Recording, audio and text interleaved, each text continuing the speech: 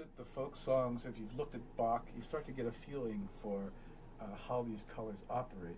And you can find it in very atonal music. You can find it in very much in effect in romantic music, highly chromatic music.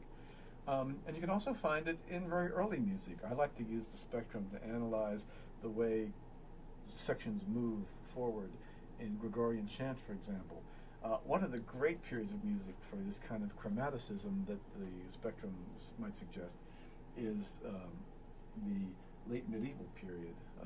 14th century composer I happen to love is Guillaume de Machaut.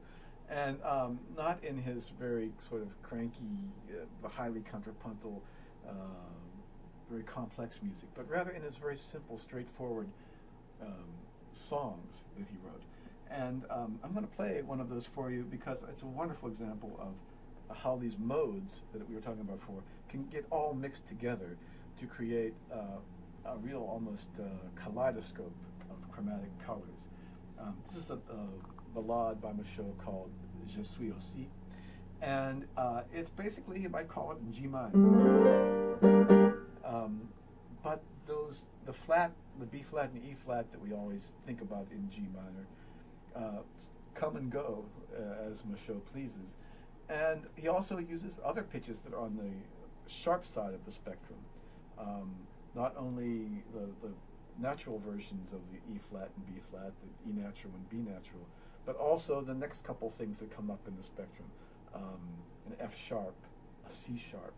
And he doesn't just throw those in for the sake of having a lot of different pitches to play with. He throws them in at moments that have tremendous expressive value. Setting up the beginning of the piece with your sort of standard G harmonic, G melodic minor.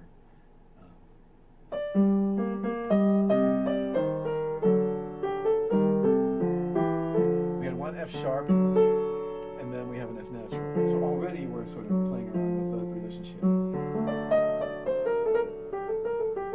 But the next phrase starts with this incredible sigh.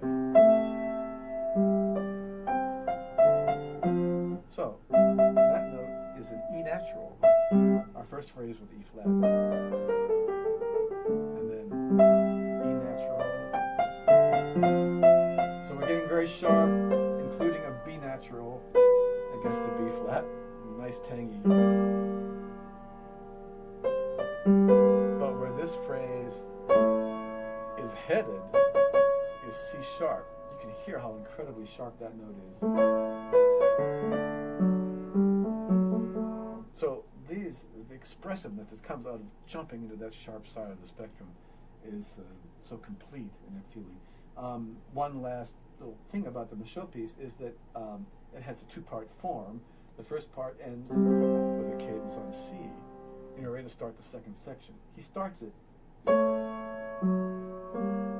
right on the C sharp, that very bright note.